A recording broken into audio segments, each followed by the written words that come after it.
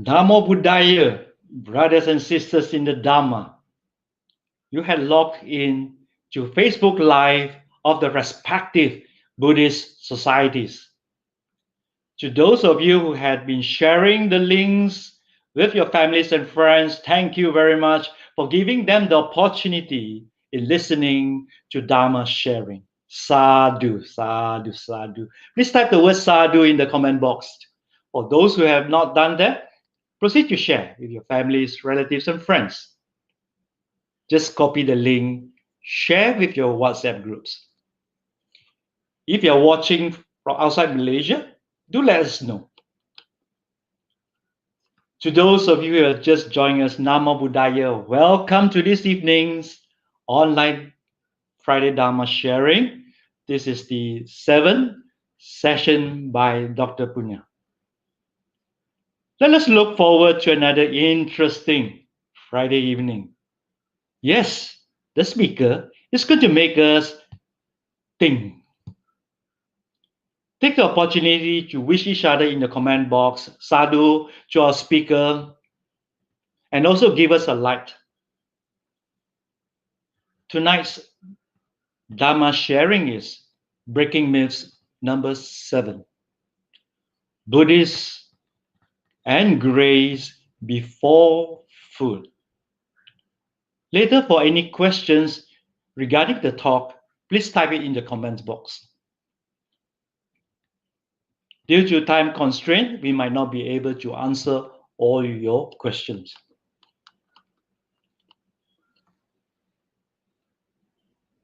Brothers and sisters in Dhamma, before we proceed, let us pay homage to the Triple Gem. Kudang pujemi, Dhammang pujemi, Sanghang pujemi. Let's take our 3 refuges and observe the 5 precepts. Namakara. Namo tassa bhagavato arahato samma sambuddhassa. Namo tassa bhagavato arahato samma sambuddhassa. Namo tassa bhagavato arahato samma sambuddhassa. Buddhang saranang gacchami, Dhammang saranang gacchami, Sanghang saranang gacchami. Tudiyampi Buddhang saranang gacchami, Tudiyampi Dhammang saranang gacchami, Tudiyampi Sanghang saranang gacchami. Tatiyampi Buddhang saranang gacchami, Tatiyampi Dhammang saranang gacchami, Tatiyampi Sanghang saranang gacchami. Panatipata veramani sikkhapadang samadhiyami. Adinadana veramani sikkhapadang samadhiyami. Kamesu miccācara veramani sikkhapadang samadhiyami. Musavada veramani sikkhapadang samadhiyami. Surameraya maccapamadatthana Veramani Sikkhapadam Samadhiyami.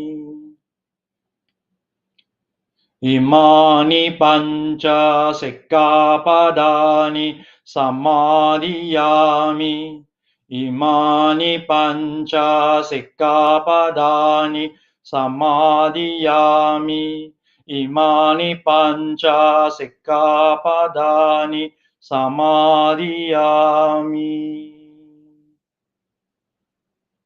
Sadhu, sadhu, sadhu.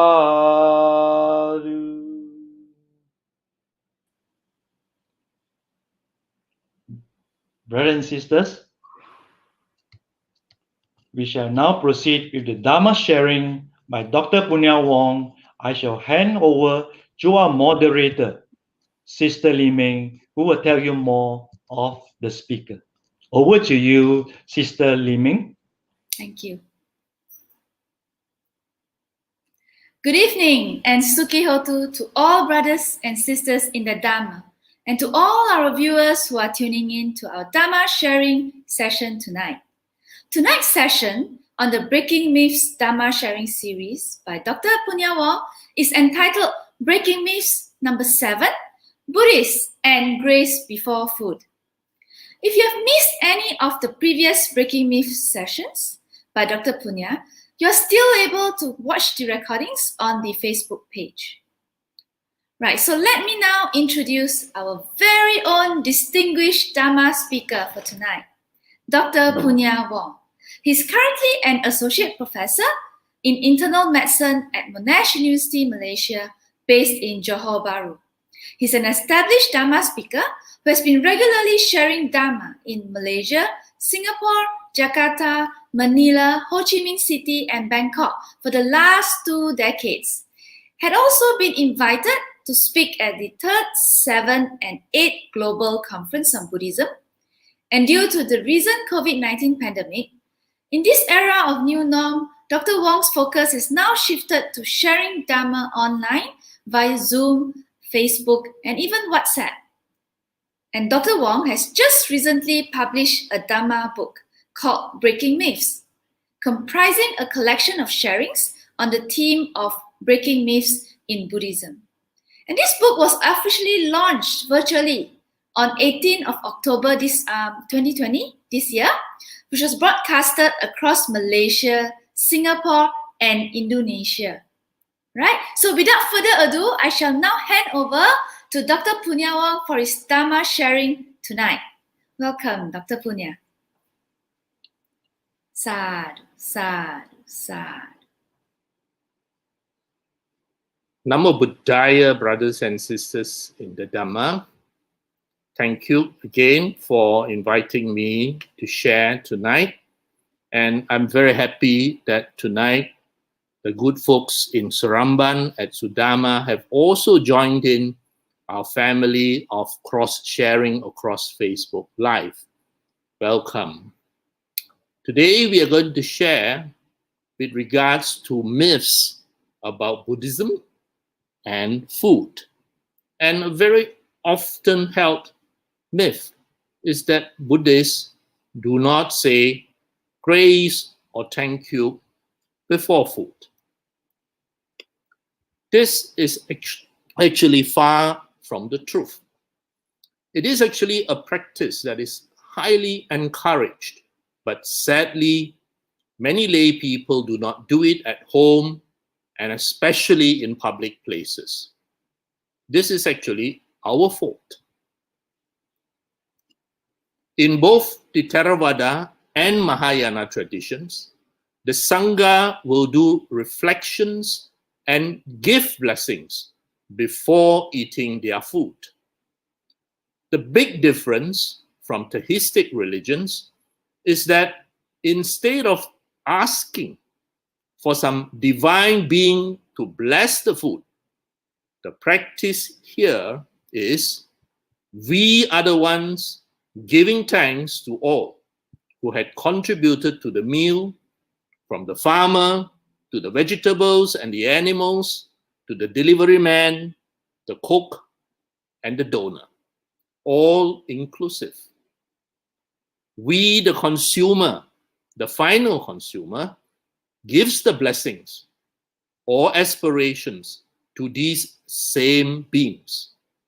Instead of invoking some divine deity, it is the person who is going to consume the food that actually gives their blessings, offer their gratitude, and make aspirations. That is the huge difference. In the Theravada tradition, the gatha below is very commonly used.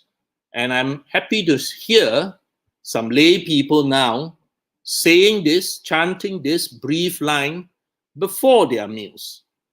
Some of you may recognize that this is the first verse given by the Venerable Sangha in their blessings. And I'm sure when you hear this, it is familiar to you. Sabityo vivajantu, sabarogo vinasattu, mate bawa twantarayu, suki dika yuko bawa. This is actually a blessing or an aspiration which the person gives to all the people in that chain that had led to that meal in front of him. Mate means you are giving it to another person. If you wish to say the same aspiration for yourself, then it will be mahme, M-E. It means, may all distresses be averted, may every disease be destroyed, may there be no dangers for you, may you be happy and live long.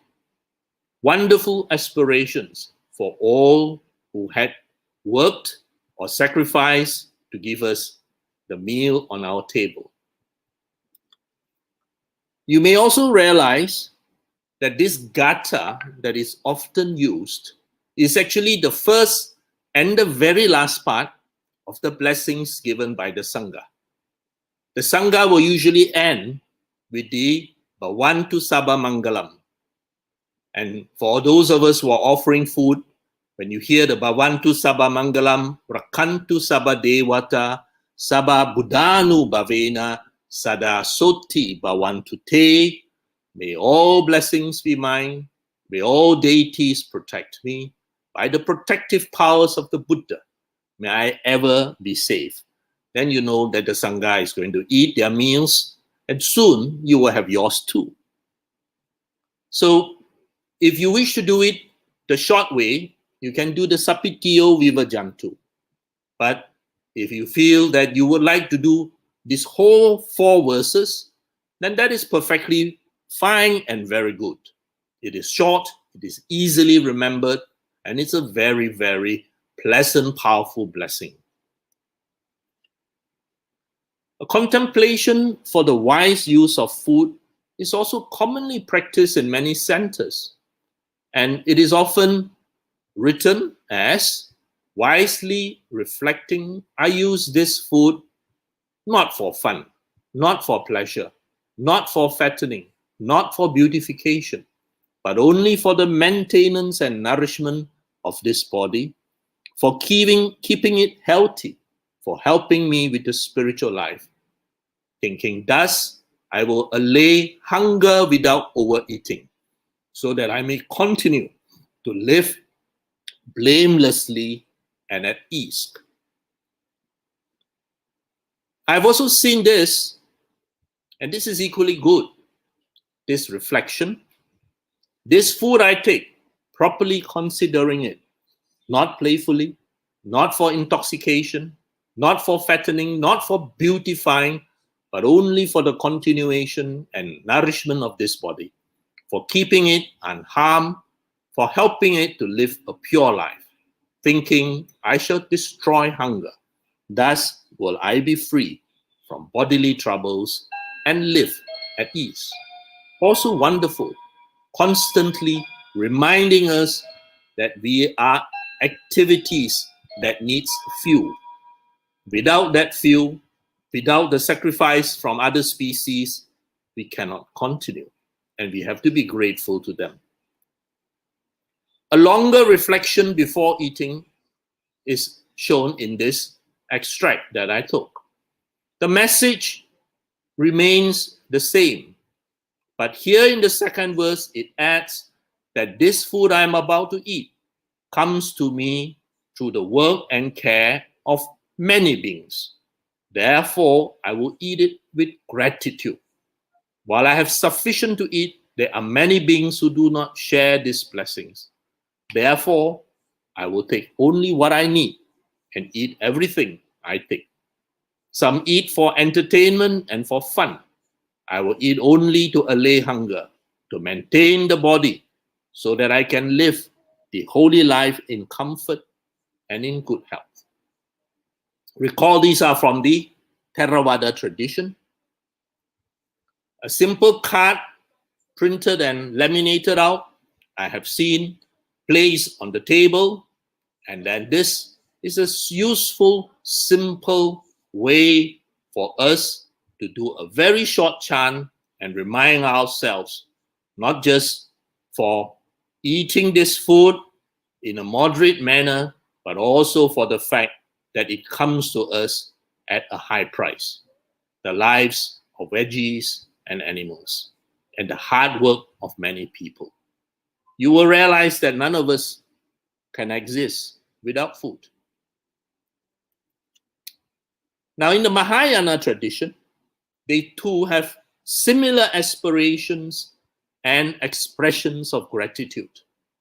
When I was at Fo Guang San headquarters at Kaohsiung at a retreat, we were taught the following aspirations. Those of you who know it can read it in Chinese, but I've taken the liberty to translate it.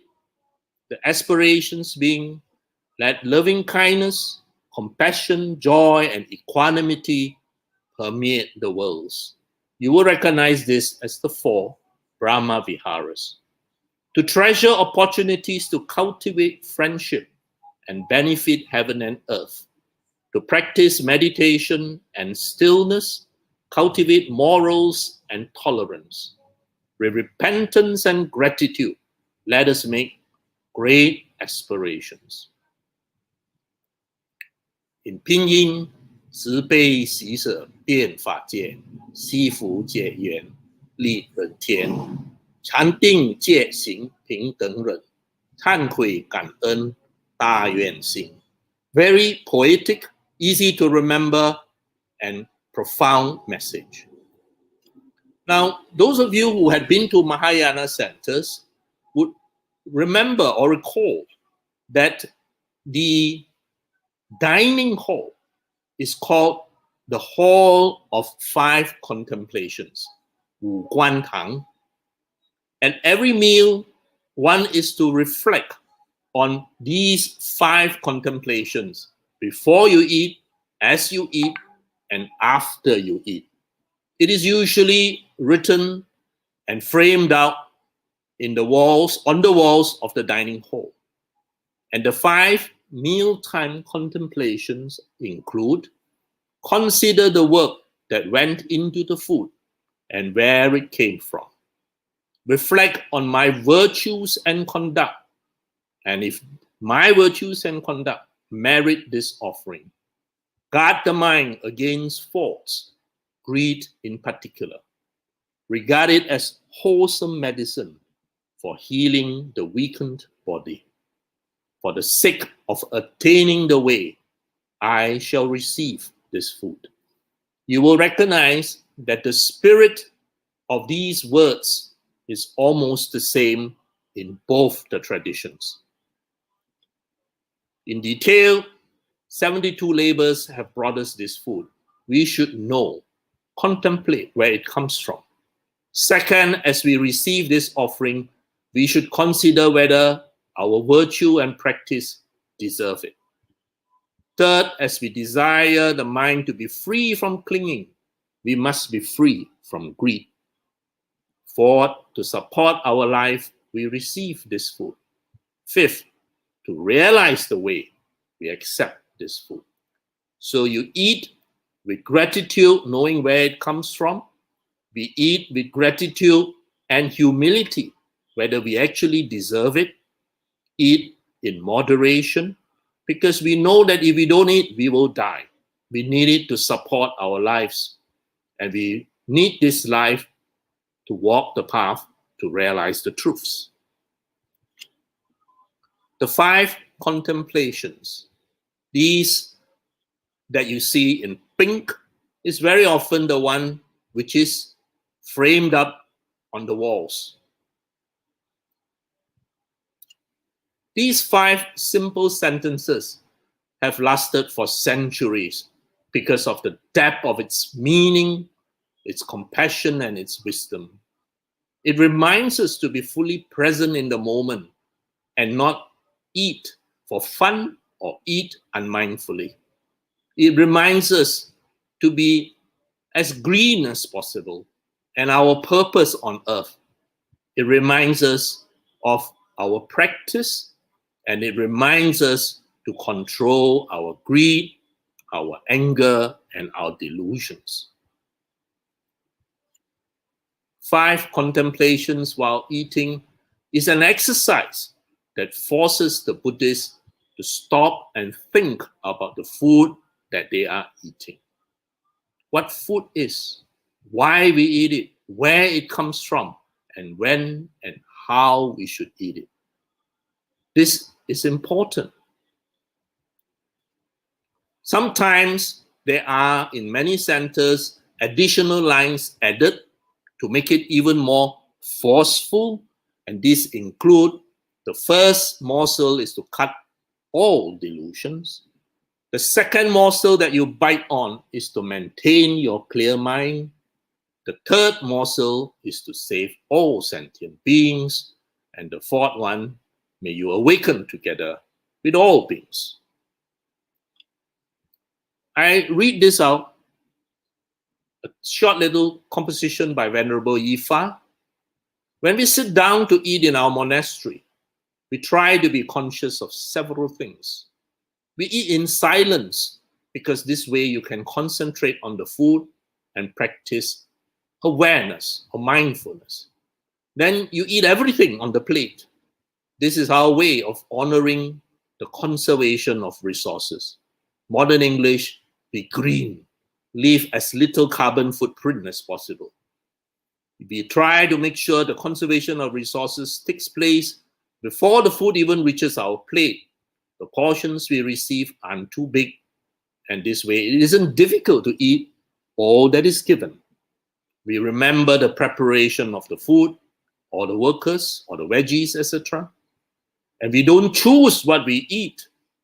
That is a monastic life. We are not in a monastery to become gourmet.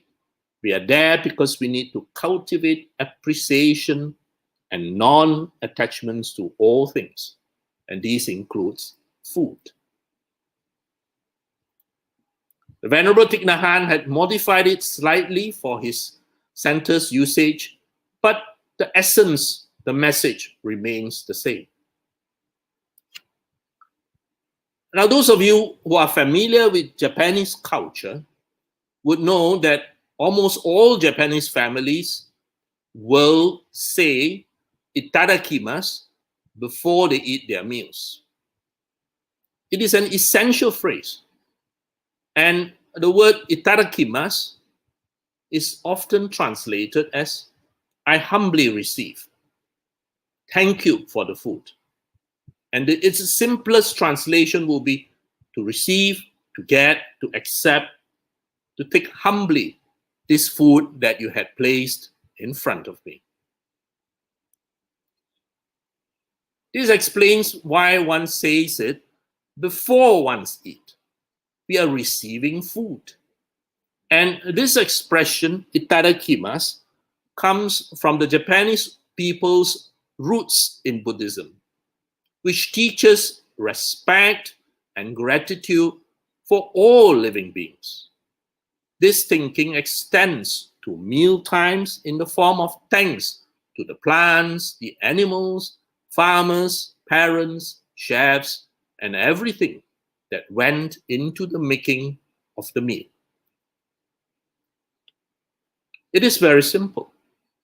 When the food has been placed on the table, and before one eats, one puts the hand together in Anjali, in the lotus posture, and bow the head slightly and say, Itadakimasu.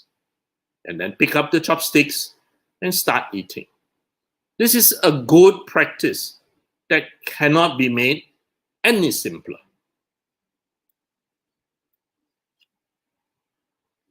I was at a Zen monastery once with good brothers and sisters from Malaysia and Singapore.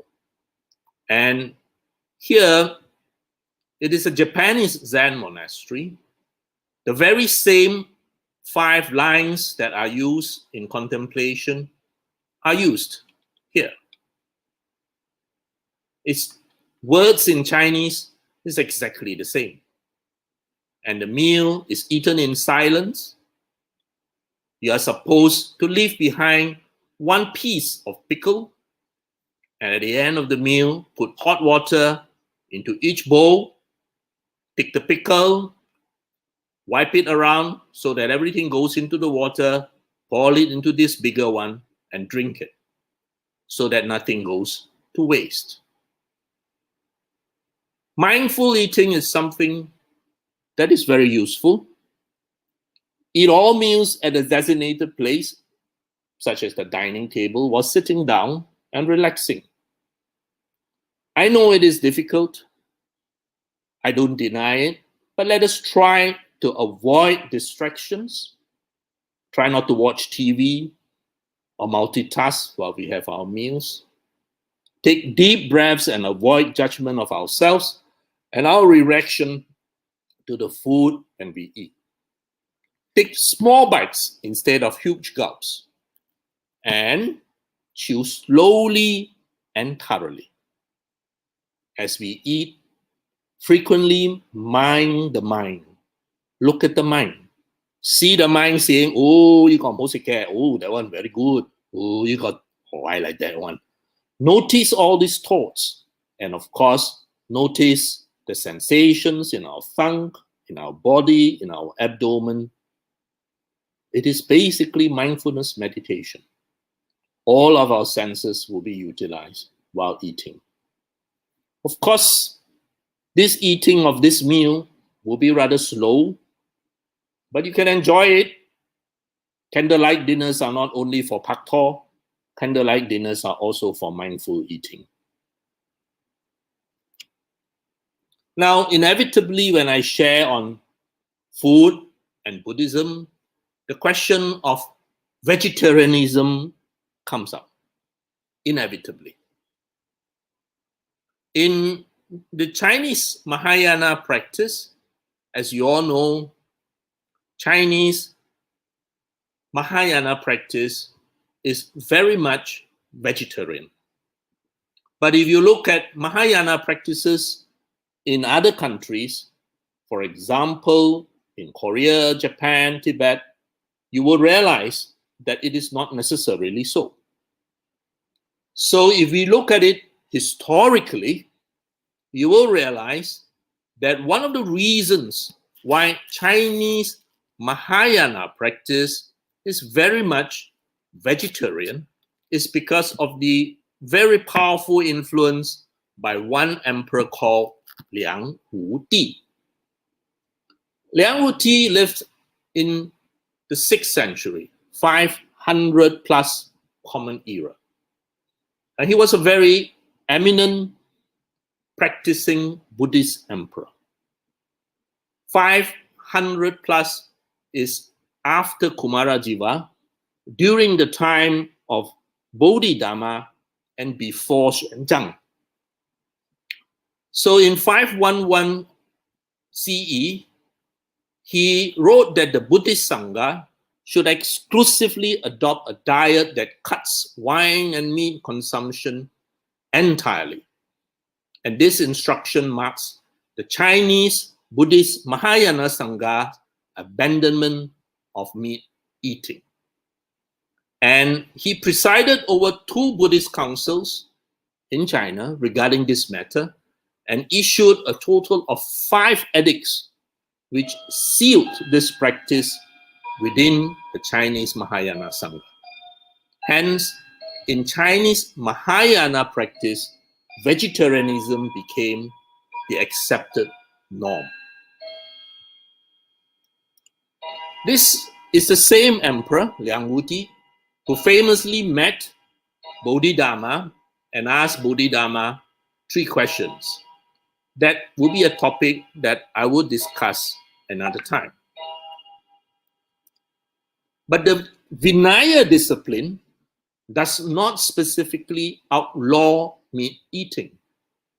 It records in the Chinese Vinaya that there is no specific prescription against eating meat while practicing the Dharma, nor is there any requirement to repent after eating meat while following the Dhamma. So this was a practice they chose to impose on themselves.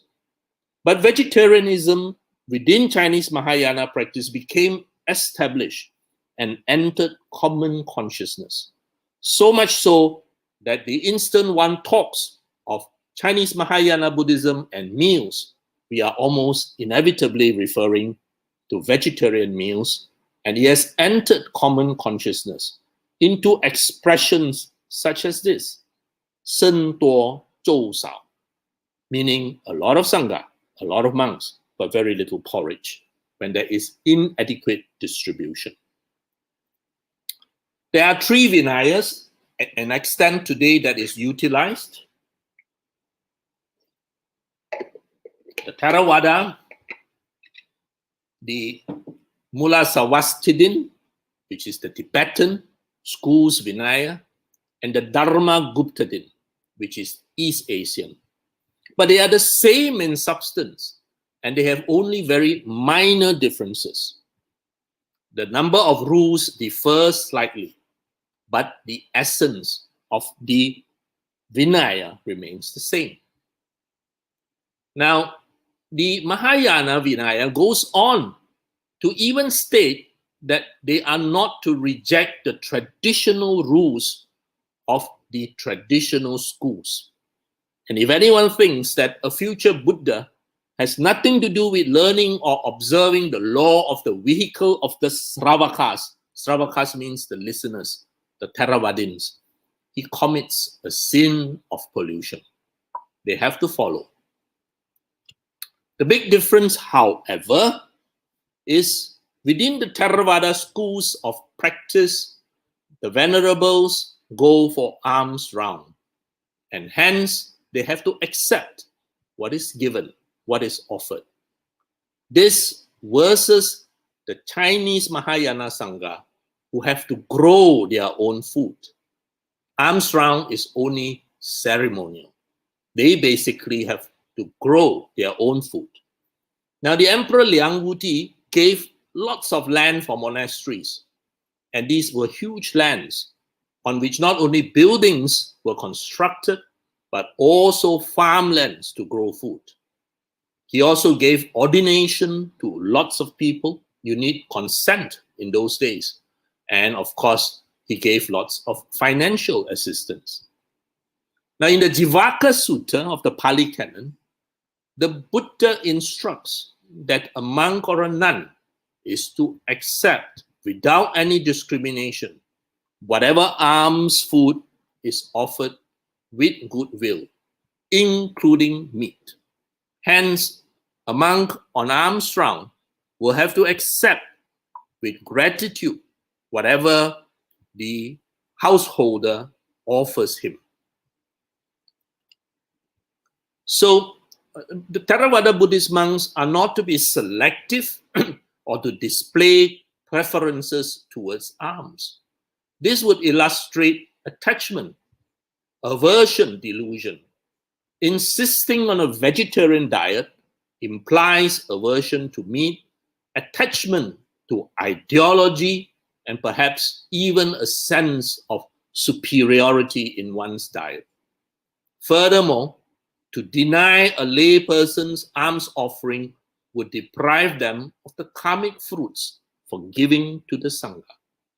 Based on this, the monks as advised in the Jivaka Sutta, should accept all that is offered to them. So collecting food versus cultivating food gave rise to much differences. First is, of course, the principle of not killing, the very first precept. And for the Chinese Mahayana Sangha, who were to cultivate their own food, the principle of non-killing becomes very, very applied in their dietary ways, because how are they to raise animals in a monastery and slaughter them for food? That will be completely against the precept. So the logical thing is that for them in the monastery, they will have to just grow vegetables and use vegetarian food, because raising and slaughtering animals for meat will not only be against the Sangha, but against the very principle of not killing. So you wrote that it is in the mind state, coupled with the principle of loving kindness, compassion, metta karuna, and self-cultivation, it will be not acceptable for them. The indirect killing as a result of market demands today and the huge animal husbandry industrial complex may or may not be acceptable to some cultivators. That will be an individual choice. The Buddha in Majjhima Nikaya, in his advice to Jivaka, his physician, he said, in 3 cases, I say that meat may not be eaten if it is seen, heard, or suspected that that animal is intentionally killed for the Sangha, in which case it would be considered an impure meat. In 3 cases, I say that meat may be eaten. It is not seen, not heard, or even suspected that that animal was slaughtered intentionally for the Sangha. Then that meat is considered as pure, san jing rou in Chinese. However, we have to realize this applies to alms rounds. This passage is interpreted as allowing the consumption of meat for the Sangha if that animal is not specifically slaughtered for the monastic who is going around collecting alms food. Now, Jivaka, the Buddha said, and this is an important passage which lots of people do not read after offering that first part on the 3 pure meats. The Buddha said, anyone who slaughters a living animal specifically for the enlightened one or the Sangha makes much bad karma for 5 reasons. When they say, go fetch that living creature, this is the first reason. It is a bad effect on the mind because you're going to kill that creature. When that living creature experiences pain, sadness, stress, being dragged to the slaughterhouse, that is the second reason. And of course, the intention of killing that living animal. And then when the living creature experiences pain and sadness, that's the 4th. And when they provide the enlightened one or the disciples, the Sangha, with this unallowable food, that is the 5th. So if you understand this part of the Jivaka Sutta, you will realize very clearly that if you are to kill that animal specifically, then that would not be desirable. That would create a bad mind state in your mind, in the person's receiving its mind. So this practice, of course, is for the Sangha when we are offering food. However, the most clear reference to monastic consumption of non-vegetarian food is also found in the Pali Canon, where the Buddha explicitly refused the proposal by Devadatta to make vegetarianism compulsory. So then the Buddha refused to make vegetarianism compulsory. We know that the Sangha, right from the early days, ate meat. Devadatta requested 5 austerities, 5 austere practices. 1, the Sangha had to stay in the forest for their entire life, which means they cannot stay in Subang Jaya Buddhist Association. He has to live somewhere at the foothills of Fraser's Hill in the forest. Sangha should not accept the invitation to meal, but had to completely rely on begging for food. Means you cannot ask for a house dana or offer at the center. He has to go on arms round every day. Sangha should wear only robes from discarded rags. You're not allowed to accept robes, not even what you are offering at Katina.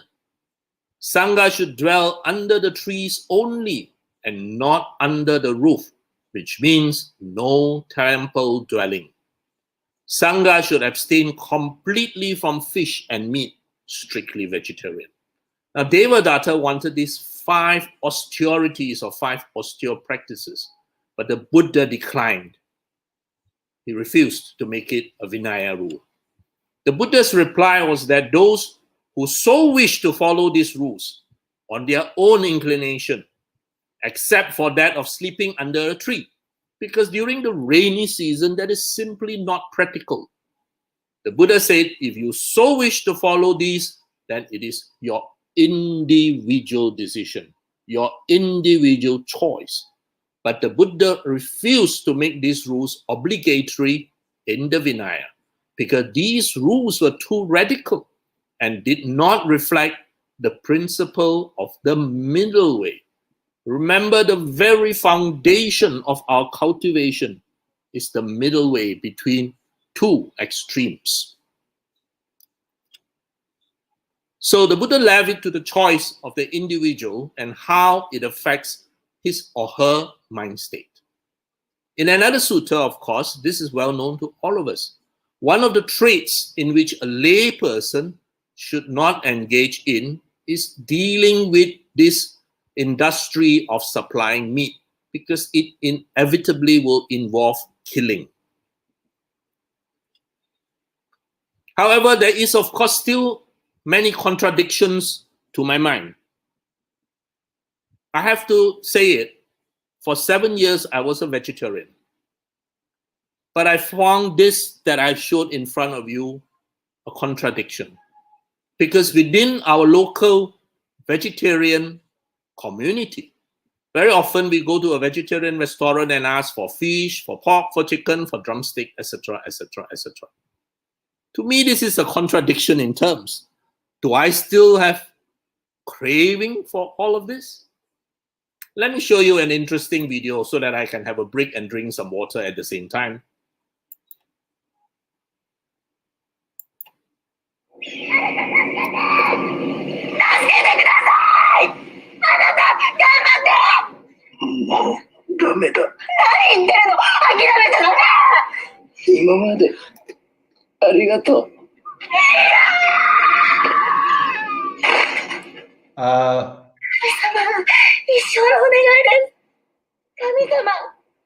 Dr. Punna, Yes. you have to share screen, Dr. Punna. Sorry? Dr. Punna, you have to share screen. Oh, have I not shared screen? Yeah.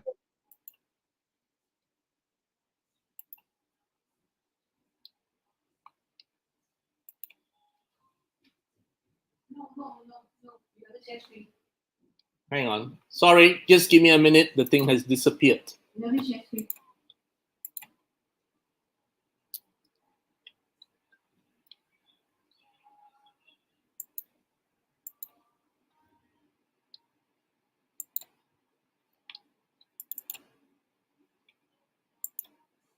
My apologies.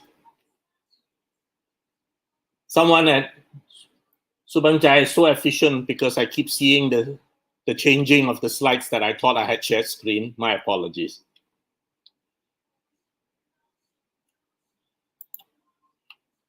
I will start this again.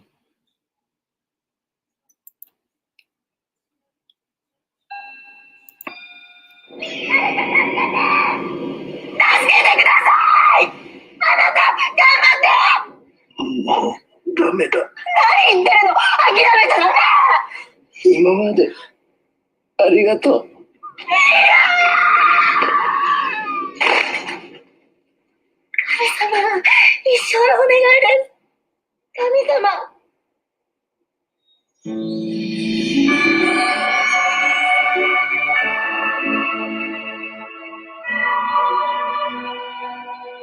そなたの望みを一つだけ叶えてあげよう。助かった。あなた20歳の肌にしてください。20歳の肌になる。です。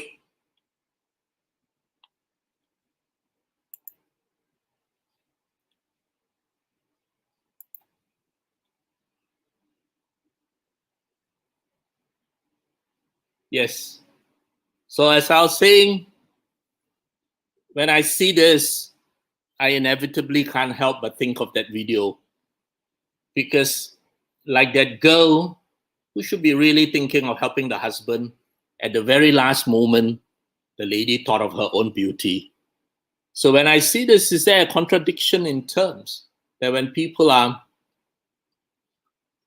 wanting vegetarian food and yet ask for this and say, wow, it really tastes like chicken, or it really tastes like fish, or wow, it really tastes like salmon. I personally found that a huge contradiction in terms. But for the lay Buddhists, which is the majority of us, following the advice given by the Buddha, the guidelines given by the Buddha to the Sangha, when we adapt it to us, the first point is, of course, to try our best not to be involved in any direct killing. Involvement in a direct killing would be something not appropriate. So you may consume meat or other animal products as long as that animal product was not specifically slaughtered for you. So going to a restaurant and say, why you lang, this one I want, this one I want, will not be very appropriate. But going to a hypermarket like what you see here and just buying a fillet will probably be much less traumatic on our mind state. Now, our basis is not to create suffering, not to create pain to other creatures. So the first precept that we all are familiar with, Panatipata Veramani Sikkhapadam Samadhiyami. And this first precept, we often translate it as not to kill. But if you are someone who is very obsessive about the exact terminology, first is not just not to kill, but not to harm.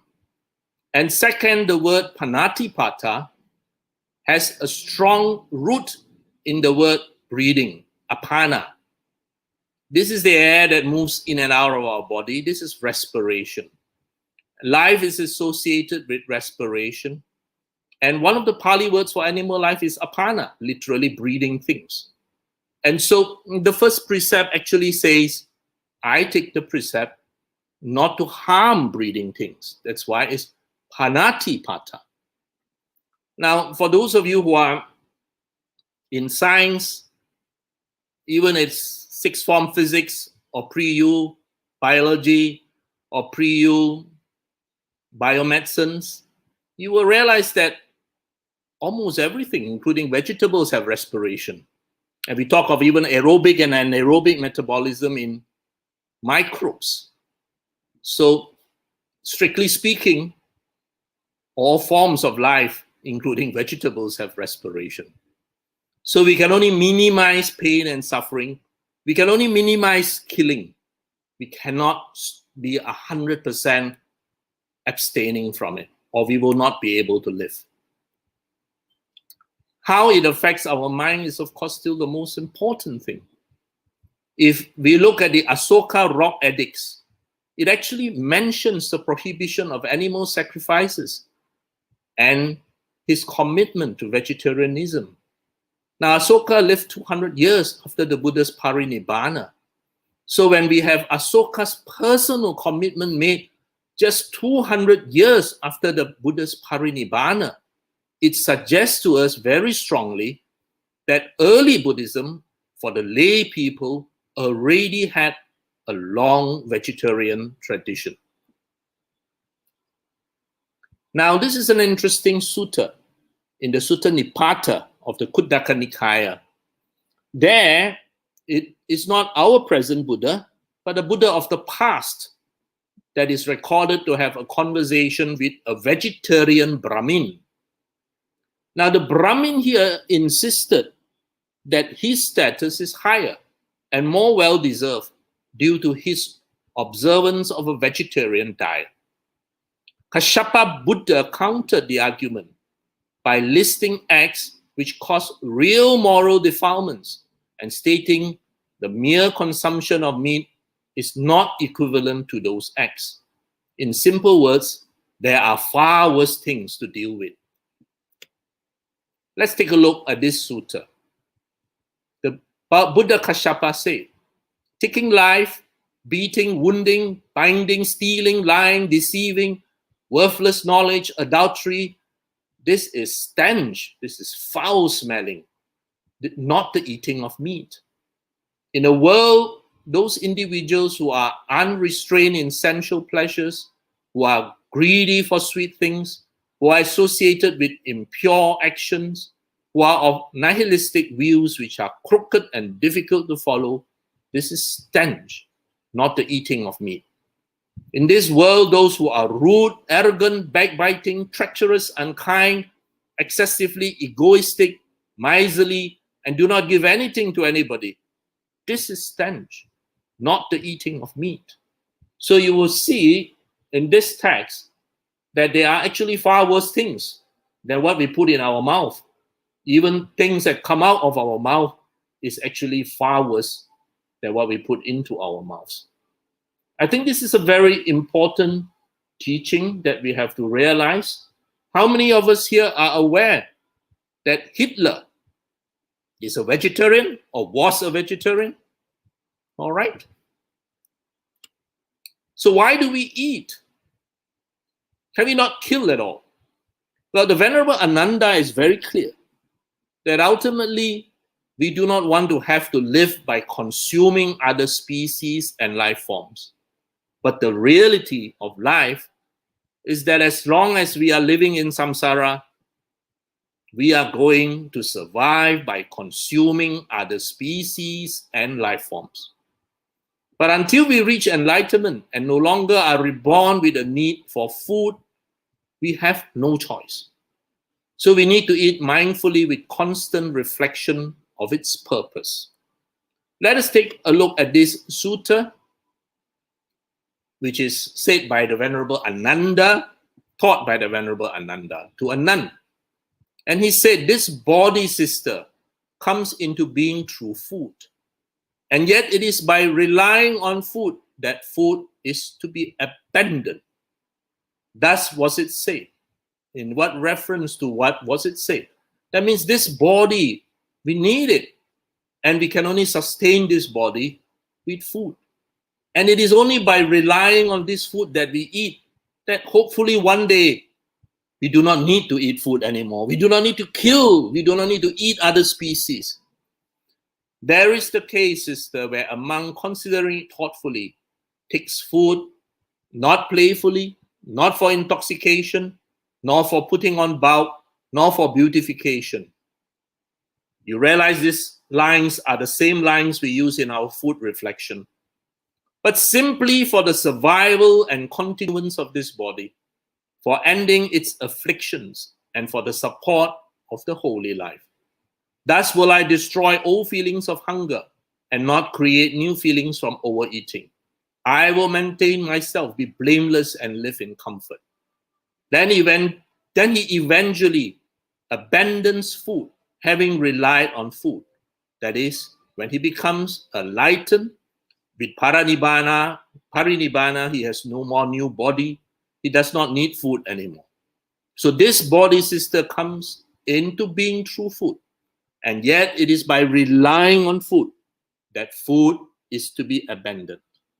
So we need to eat, be it veggie, be it meat, to survive. But our aim is not to harm all beings that breathe. From the biological viewpoint, everything. We aim not to kill, not to create or inflict pain. And that can only happen if we do not have a physical body. But we need this physical body to cultivate, to be enlightened. So until that day, we need food. So that is why you will see in the reflections that I had shared earlier, it all speaks of this principle. Now, do plants feel? Now, the present thinking is that although plants do not have the nervous system that we have, they can still sense trauma, being eaten, being cut, and they let out chemical distress calls. For example, we all love the smell of a newly cut lawn. Are you aware that that smell is actually a cry by the plant that it is being hurt? It is to warn themselves that there is danger. There's also evidence that plants can hear themselves being eaten. They actually respond to caterpillars biting them, etc., etc. A final solution is that we have to be enlightened. We have to have no physical body. The existential fact is that humans will live at the expense and harm to other species. And the Buddha's final solution to this is the only way in which this problem could be satisfactorily resolved. And that is to chart a course to get out of samsaric existence, namely a chart to Nibbana. Now, as Buddhists, what is our conclusion now? One, we should not be too obsessive about whether to eat vegetables or meat, but whatever it is, to eat in moderation, the middle way, and be mindful of the three conditions that the Buddha taught the monks. We will apply that same three guidelines. We know now that even eating veggies alone does not mean that killing is avoided, because to plant the veggies, farmlands alone being cleared will cause many creatures to die. We alter the entire ecology. And furthermore, your beautiful veggies come because of insecticides. But if your mind feels more comfortable and peaceful to be vegetarian, then by all means you should be vegetarian. But if you feel okay, at ease to be a flexitarian, then please do not create prisons which are conceptual. The main guiding principle is to be as kind as possible, not to cause harm, not to cause pain. And above all, be thankful for what we have to eat. Give a blessing to all before we eat.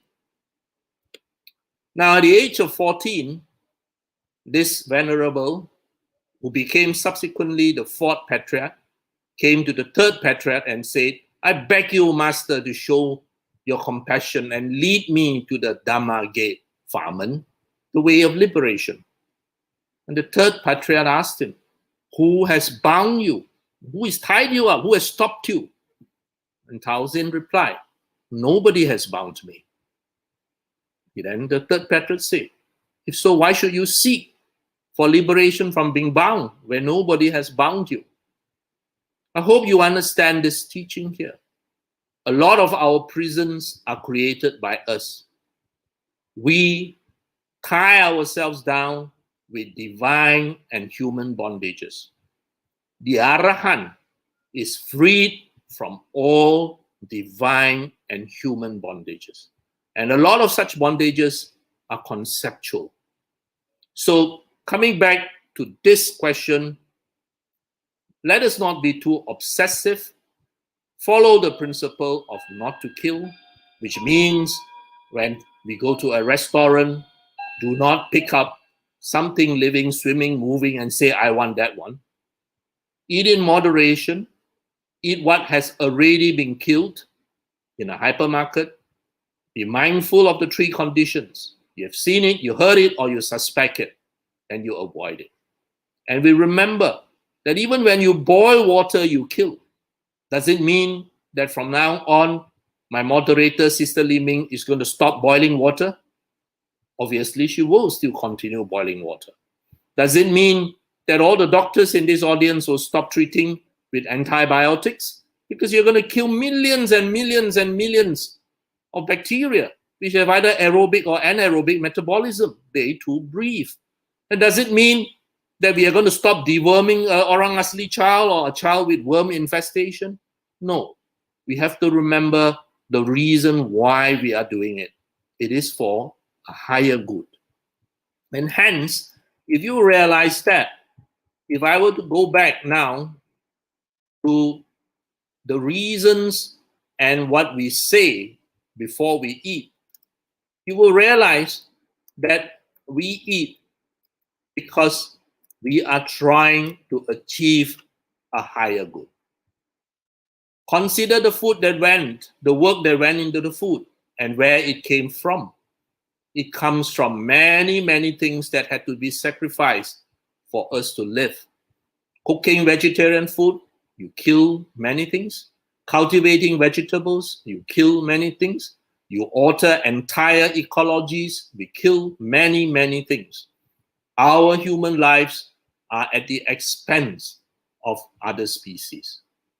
So when you realize that, do we deserve all that has been sacrificed for us? Whether vegetarian, flexitarian, meatarian, these other species have to die. So if we are worthy of that food, then our virtues and conduct must be good. Let us eat in moderation. Let us regard food as medicine. As I said, without food, we cannot survive. For the sake of attaining the way, I shall receive this food. So as Buddhists, we eat this food just like the Venerable Ananda said, so that one day we will not need to eat this food. So that one day we do not need others to die for us to live. Brothers and sisters, I'm going to close by showing you my last slide.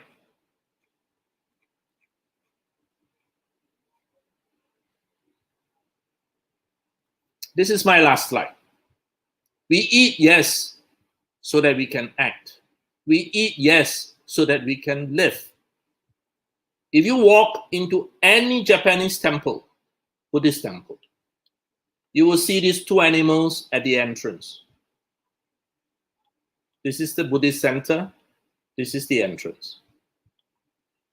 On one side, this animal. On this side, this animal. Very often, well, we just walk and take it for granted. But here lies a very profound message. This animal here on the right is a mythical lion with an open mouth. This is when we are born. We wail, we cry, we are going to eat a lot for the rest of our earthly life. The animal on this side has the mouth which is closed. This represents this animal which has died. Its mouth is closed, while the others around him have open mouths, wailing in sadness.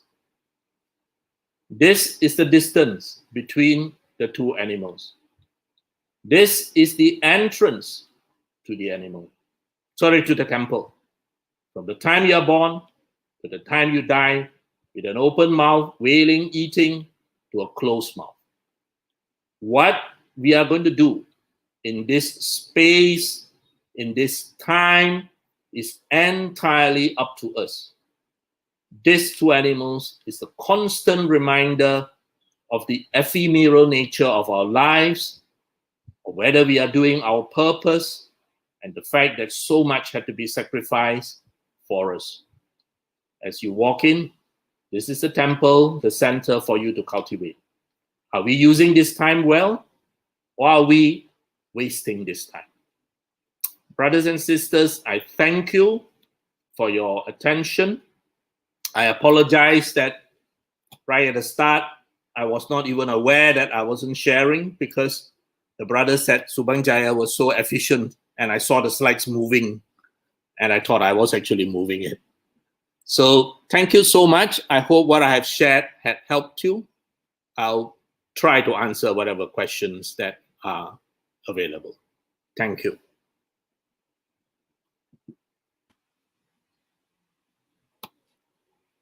Right. Right. Thank you. Thank you. Sadhu, sadhu, sadhu. Right. Thank you, Dr. Punya, for such an insightful Dhamma sharing session tonight. Yeah, to let us know that we have to always reflect and also to contemplate on our food, and as well as to give blessings and gratitude before each meal. Right. So, in fact, tonight's topic is indeed very relevant in today's society.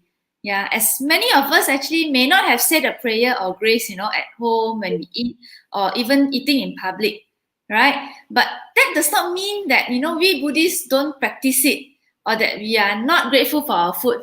Yeah, which we now know that is a common myth, huh? So tonight, Dr. Punya have definitely widen our perspective, right, by opening up even more meaning and significance to this prayer that we do before our meals, by doing mindful reflection, practicing moderation and humility, and also to offer gratitude and giving our blessings, right? So there's so much more meaning to it now. Amazing. Right. Okay, so now it's time for question and answer session, where we will take questions from our viewers to be answered by Dr. Punya.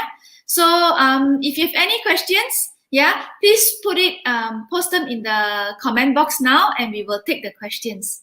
Right. So I will start the ball rolling. Yeah. Dr. Punya, you see, for Sangha members, right, when they go for alms round, they cannot choose what food they eat, right? But for lay Buddhists, there's some people who are pretty much like a picky eater. So does this mean that they are not grateful enough for the food? Yeah? Or, is it wrong for them to only choose to eat the food that they prefer and not the other things that they don't like?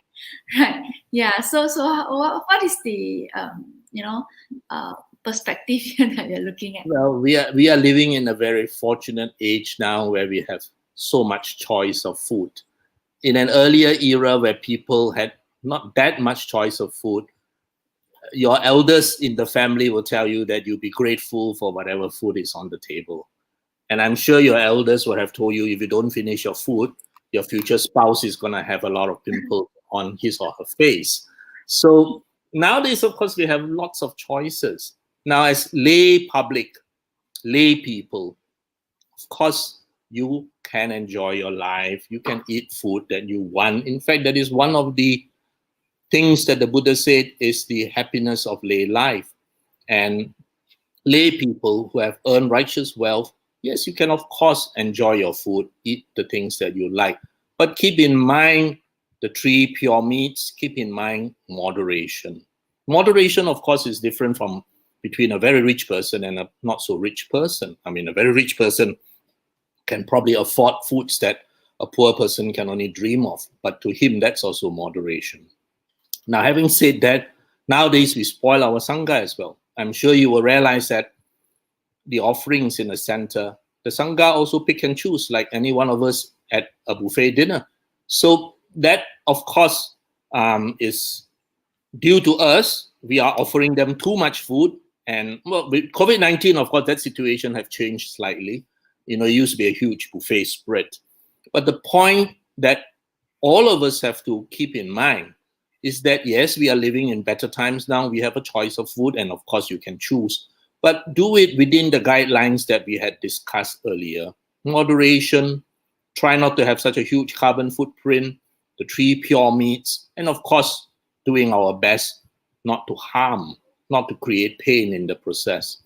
Now, as far as the Sangha is concerned, during the alms round, they have to accept whatever is offered to them.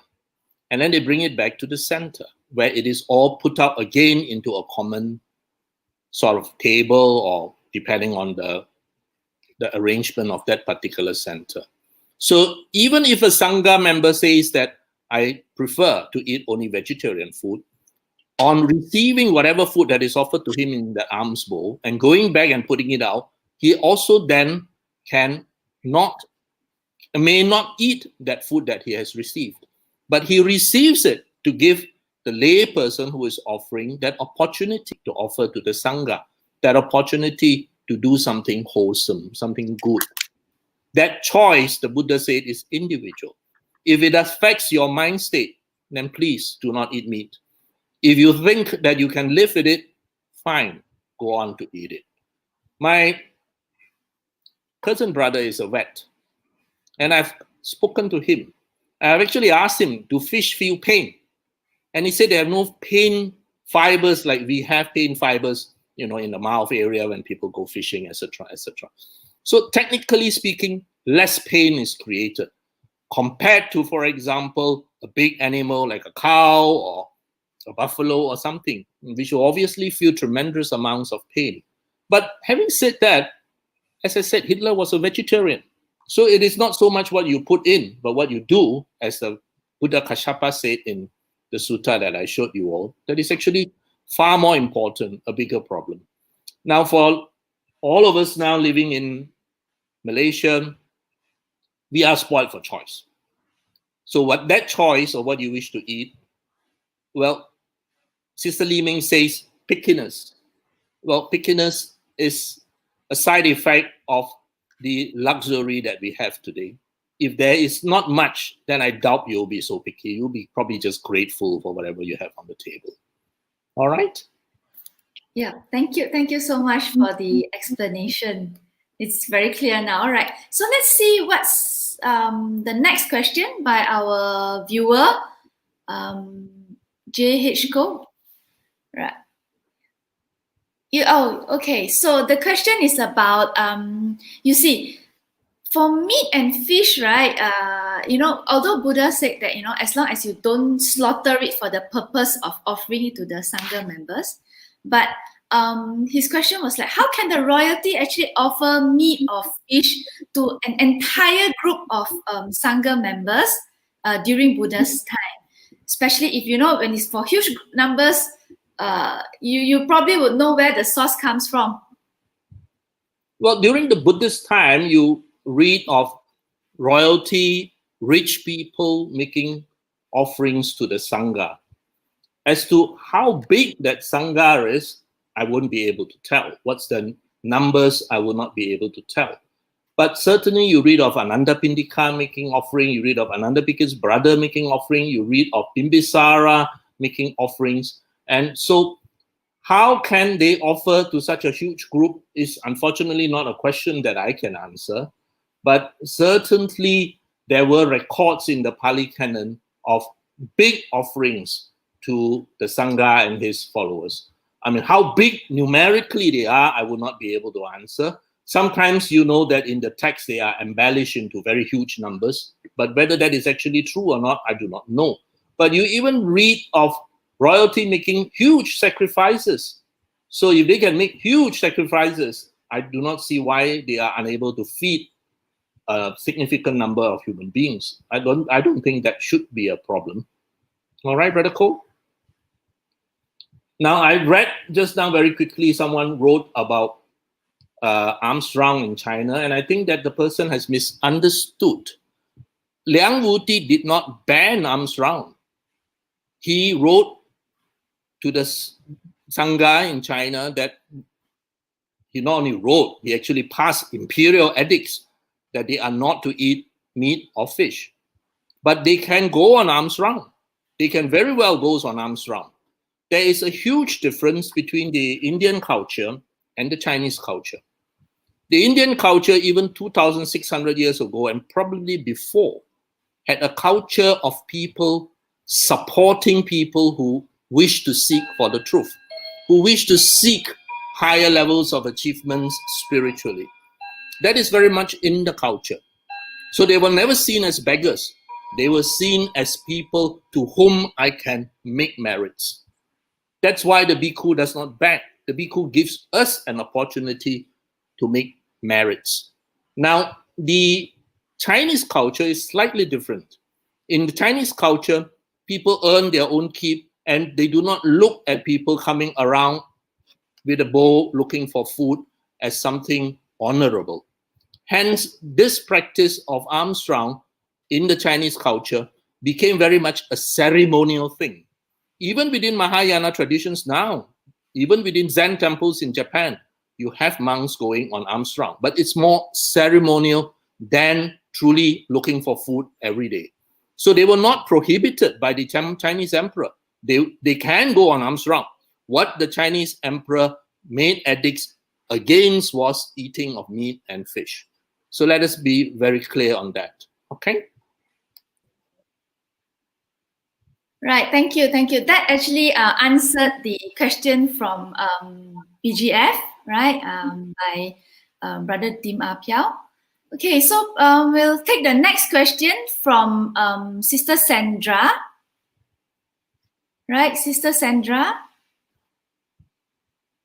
What would be the prayers or phrase to offer thanks before we eat? Something that is easy, short, and practical. I think Brother Punna, you have actually mentioned in the talk just now. Yeah. Okay. And also, sorry, there's also, which is something that also from Dr. Wu. Yeah, Dr. Wu from Seremban, Sudama. Yeah, he actually asked the same question as well. There are so many food reflections. Which one should we follow? Right. So I think both these questions are pretty similar for you to answer. Yeah. I think this is something which would very much be dependent on your circle of friends. When I discussed this with my own little group in JB, one particular brother said, "Ayo, I cannot remember this one so long." So then I say, okay, if it is so long, then we'll do the Itadaki Mask, which is just one word. And Itadaki Mask is what my wife and I does before we eat. So that's only one word. And it's become so much a practice that sometimes when I forget, my wife scolds me. So Itadaki Mask, as you know, is the Japanese way of doing it. When someone serves you food, before you eat, put your hands together in Anjali, bow your head and say Itadaki Mask. And it is not bon appetite. My children come back and tell me bon appetite. I say, no, it's not bon appetite. It's an expression of gratitude for receiving food. So that's one, the simplest, itadakimasu. There are some Japanese restaurants which are called itadakimasu. So I think that that's probably the simplest and less than 2 seconds. Okay? But the important thing is not so much the word, but what is in your attitude that you wish to express gratitude, that you wish to say thank you. I think that's more important. Then within, of course, circle of friends who are Theravadins, for example, when I take my students out, we do something good, and then we usually take them for a meal. Then we will do the sapitiyo, because the sapitiyo is what I teach them. All right, the sapitiyo, that 4-line gatha, is what we teach them in their puja. So that's when we will do the sapitiyo, and they're all quite familiar with the bawantu. So we'll do the sapitiyo and the bawantu. But you can just do the sapitiyo, because the point is to remember, okay, let's be grateful. Let's do what we can to bless the person who supplied us. When I'm out with my friends who are Mahayana Buddhists, I do the Zibei Sisa, which is just 4 lines. It's also very easy to remember. It's extremely profound. And I think that's something that most people can remember. All right, that Wu Guan Tang, that 5 is not easy to remember, because different centers have different length of the Chinese praise which they use. Some are longer, some are shorter, some are modified. Thich Nhat Hanh one, as I told you, is very, very modified. But the Zibei Sisa is something which is quite standard, I would say. And I remember that. My friends remember that. So in that context, we will use the Zibei Sisa, that 4-line aspiration. So, Dr. Wu, I think that for the children in the center, what my wife and her fellow teachers do in our children's class is to have their little card, which they have all printed out and laminated, and the children will take that card. It's in English, so they actually recite it in English All right, almost the same as the one that I showed you all earlier. So for the children, that's something easy because it's in a language that they understand. For those of us who are outside and you want to dig in your food quick, Karaki Mask. Within more conservative Theravada circle, Sapitio. If we are with a Mahayana group of friends, then Sipe Sisa. So I think that that's quite easy. Now with the handphone, it's very easy. Everybody carries a handphone. So you can just put it in your handphone. And within a very short while, we'll actually be able to remember and say it. But I think that whatever it is that you say, if you don't mean it, and you just say it because somebody has to say it, so-and-so say grace, it's really just saying it because my mother said I must say it. That's not what we want. The point is you have this attitude. And the simplest is the Karaki Mask. And a longer one, probably the longest would be the Sapitio followed by the Bhavantu Sabha Mangalam. All right. I think that is very much an individual choice. Yeah, as long as you actually feel it, isn't it? Yeah. That's right. Yeah. So I think from now onwards, we will opt for something easy and practical, something that we can use it wherever, in public or at home as well. Right. Okay. Tonight we have lots and lots of questions for Dr. Punna. Is it okay for us to extend a little bit? Yeah. I'm all right. All right. Okay. Good. Now, let's take another very practical question, something that is, I think everybody will be able to relate it to, by Sister Marina Ong. Right, thank you. She said, thank you for the inspiring talk. And that it said that it's observed, she observed the feeling of fullness to be aware that, when you have to stop eating. Yeah. So if let's say you have already taken a plate, whether it's from the buffet or what, but you have a plate in front of you, but before you can even finish it, you already feel full. So will that be considered a waste of food if you stop? Okay. All right. First and foremost, any one of you in this group with children, and I'm sure lots of you in this group have children. I used to be the Majlis Perbandaran Johor Bahru as far as my children are concerned. They will eat after that, Moila Daddy, then, the father eats it. We become Majlis Perbandaran. So I always laugh under MPJB, I say I'm saving you people. So this, of course, is the issue when we start by taking too much. Remember, when I read Venerable Yifa's short little composition to you all, not to take too much at the beginning. Now, at Fo Guang San, all centers, not just in Kaohsiung, but all centers, the meals are very ritualistic. Where you put the bowl, etc., all have symbolic meanings. You put it in a certain position, that means you want a refill. Somebody will come and put more soup or more whatever. You put it in a certain way means I'm stopping. So they always begin by giving you not too much food because the principle is you have to finish whatever you're given. You cannot leave food behind. It's the same when I was in the Zen temple that I showed you pictures of. You have to finish everything, so much so that even you have to leave a pickle behind, put hot water, rub so that that oil comes out, and then pour into the big one and drink it. The principle is no food wastage because these are all donated by people. So I think that if we have an issue now, like what Sister Marina put up, it's because we took too much right at the beginning and we have misjudged how much we need. So, I mean, okay, now you have taken it, you really have no choice. Unless you got a father who is going to be the MPJB for you, you're going to have to finish that food. If not, your spouse is going to have a lot of pimples on the face, according to my grandmother. So I think that this is an easy thing. Take whatever you can finish. And, if you're still hungry, take some more. All right. Again, this is a problem, a first world problem. My eldest daughter used to say, such first world problems, So this is a first world problem. This is this normally happens when you go for buffet, isn't it? Yeah. And you thought you can take, but you cannot finish at the end of the day. You bring a friend who can eat a lot. Be the Majlis Perbandaran. Yeah, be the Majlis Perbandaran. Right, yeah. So okay, let's take another question because we have a few more to answer, and any remaining one we will answer it later lah. Huh? Right. Brother Tong Kok Wai has a question where he asks that in Theravada tradition they actually restrict the sangha members from eating after midday as part of the Vinaya rules. So was this a kind of training for the sangha? So far as food may not be widely available during ancient times? Hi, Brother Kok Wai. Brother Kok Wai is one of my dear friends in KL.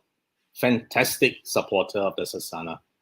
And Kok Wai, I can answer you based on what I remember as to how this rule came about.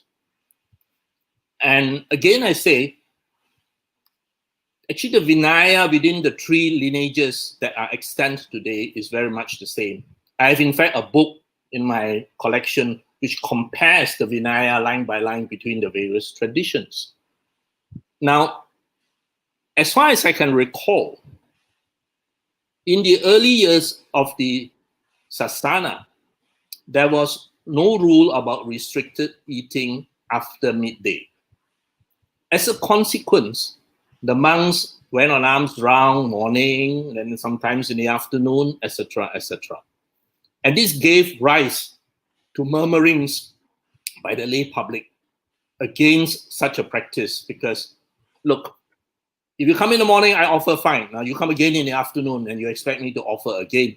First and foremost, people are not exactly very rich in those days. So if I remember correctly, reading that part of the commentary of how this came about, this rule by the Buddha was first one to make it something such that the practice does not become a disturbance on the life of the lay people.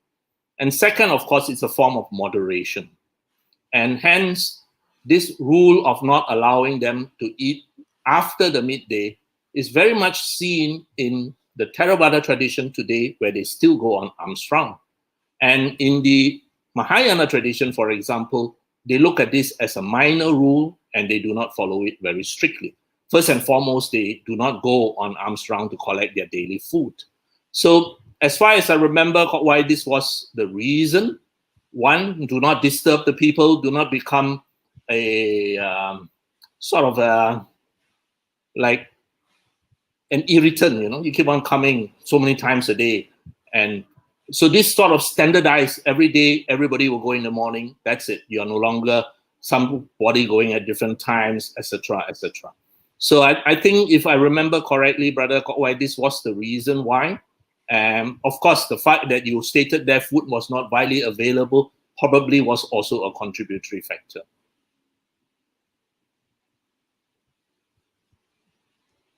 Okay. All right. Thank you, Dr. Punya. Right. Since we are also, talking about the monastic as well, there's another question posted by TBCM regarding the monastic as well, about how do we handle sangha members who have malnutrition issue and we're still keen to be a vegetarian. This is especially true for us who offer meals to, offer dana to the sangha members. So we need to also know about all these things, yeah. And how do they actually seek a balanced diet and at the same time keep to their faith if they wish to be a vegetarian? Okay, now I take off my hat. I'm not sharing the Dhamma. Now I'm putting back my hat as a doctor. First, I must say, I find it hard to imagine a Sangha member in Malaysia with malnutrition problem. Okay, most Sangha members in Malaysia are very well supported. We are a rich country. I think that Sangha members in any respectable center, if anything, will have a problem of overnutrition rather than malnutrition. So that's one. The second thing is with regards to vegetarianism. There are not one type of vegetarianism, but a few types of vegetarianism. You have first and foremost the vegan. The vegan eats only vegetables, full stop. And in my context in our local community, and among my medical students, quite a number of whom are vegetarians. You'll be surprised. Quite a number of them are vegetarians. Now, the only ones I met in the JB community and among my students who are vegans, which means only vegetable, full stop, are Jains. There's a small community of Jains in Johor Bahru. They are strict vegans, which means they eat nothing else but vegetables. Now, if you eat nothing else but vegetables, then over time, you're going to develop vitamin B12 deficiency, because B12 is only found in meat. We cannot make vitamin B12, and vegetables do not have adequate B12. So this will only happen about probably 2 to 3 years post somebody who is a strict vegan. Now, the other types of vegetarianism are what we call Ovo Vegetarian. That means you eat eggs and vegetables. Now, you know, nowadays eggs are all farmed. They no longer have the embryo. You don't see that black dot in the egg yolk anymore today compared to, let's say, 40 years ago. They're all farmed. That poor hen has never seen a cockroach in her whole life. So there are some vegetarians who are Ovo Vegetarians. That means they eat eggs as well. If they eat eggs as well, then there's no issue with vitamin B12. And then you have lacto-vegetarians. They take milk and vegetables. Also no issue, because our milk nowadays is fortified. And then you have ovo-lacto-vegetarians. That means they take eggs, they take milk and veggie. Also no issue. So as far as people who are vegetarians, be you Sangha, be you lay, if you are a vegan, then yes, you need to take B12 supplements, because if not, over a long time of 2 to 3 years, you can become vitamin B12 deficient. So all you need to do is take B12 supplements. Now, the other one is iron. We absorb heme iron very well, which means iron from animal sources. We do not absorb iron from vegetables well. So again, if you eat a strict vegan diet over a long period of time, you may also develop iron deficiency, which, especially if you're a woman with menstruation. So you will probably need some iron supplements as well. But the rest of the nutrients are usually not an issue. If you're an ovo-lacto-vegetarian or ovo-vegetarian or a lacto-vegetarian, even iron is not an issue, because they are fortified in our milk today. So I have actually no issue other than in strict vegans. And even the Chinese vegetarian Sangha, they are not strict vegans. All right, they do take milk. Some take eggs, some do not take eggs. So I actually do not foresee them having any problems. For the female Sangha, they might want to take some iron tablets, because they may be a bit of an issue absorbing non-heme iron. All right, so I hope I answered your question, Brother Jason Cole. All right, thank you so much. Yeah, as long as there's any deficiency, then you need to have some supplements in order to maintain the good health, to sustain your body, in fact. Yeah. Okay. And again, in today's time, there's no issue with supplements. Right, yeah, true. Yeah. Okay, so with the time constraint now, we shall end the Q&A session. Yeah, today is such a lively and engaging session that we have today. So many questions are coming in. Right, but because of the time, we have no choice but to end the session. Yeah, so we thank you. Yeah, and we really we are very grateful to Dr. Punna for giving us such a great reminder for each and every one of us to always be grateful, not just for the food that we have on the plates, to be eaten, but also that we can give our blessings and gratitude to all beings who have actually contributed to our meal, right? So we know that gratitude is very, very powerful. And that was, in fact, the first lesson that Buddha actually taught us after he gained his enlightenment, when he gazed at the Bodhi tree to show his gratitude for providing him shelter. So thank you very much, right? And we definitely will start saying itadakimasu before we eat the next time. Yeah, and we also know why, you know, you fancy Japanese food, yeah? Okay, so thank you all for the questions tonight, and thank you, Dr. Punya, once again for sharing Dhamma with us tonight. And let us all rejoice together. Sadhu, sadhu, sadhu. Thank you.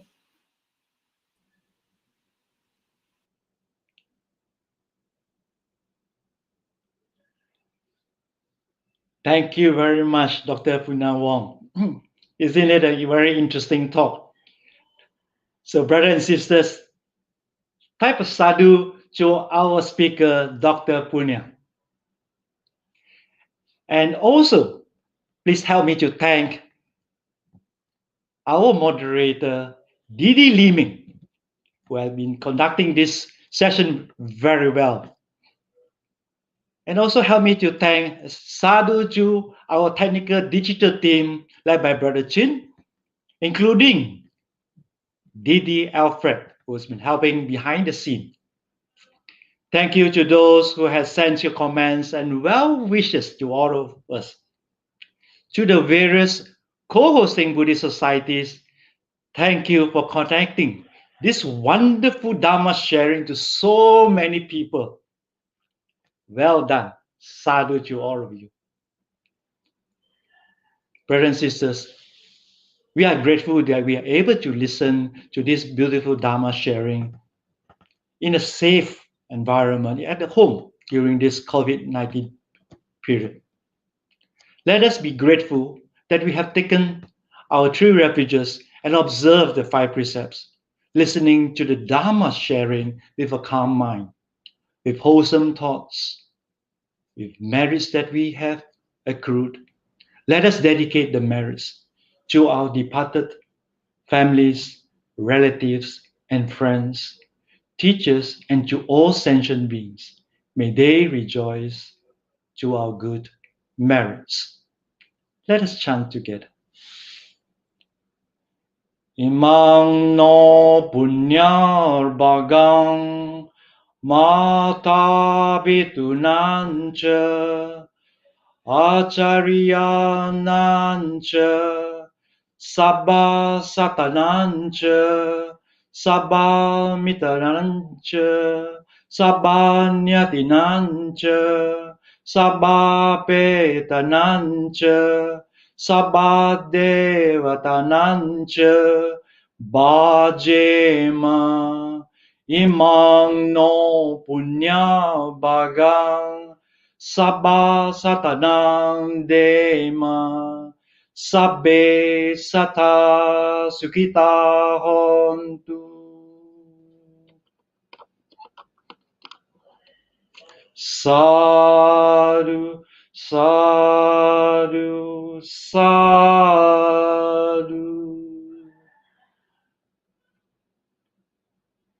Brothers and sisters, before we end, let us pay homage to the Triple Gem.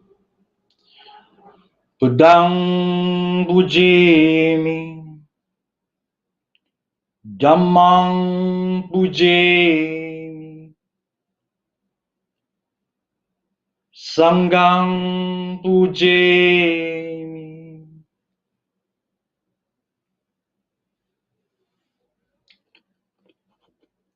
Sukhi Hontu. We have come to the end of the session. Let's, just like our devotee says, another round of enlightening, inspiring Dhamma sharing. Dhamma sharing, which is engaging our mind. Let us plant good seeds today for tomorrow's fruit. We need to continuously listen, learn, and practice the Dhamma. Join us next week, Friday, 13th November, 8:30 p.m. same time. Visit the Facebooks of all the participating societies for the information on the Dhamma sharing. Remember to share the Dhamma sharing posters with your families, relatives, friends, and your groups. With the spike of COVID-19 cases near our homes, ensure safety of yourself, family, friends. Follow the SOP. Be safe. Stay home. Before I say good night, may you and family, relatives, and friends be well, happy, and free from suffering. See you again. Good night. Sabbe Sattha Sukhita Hontu.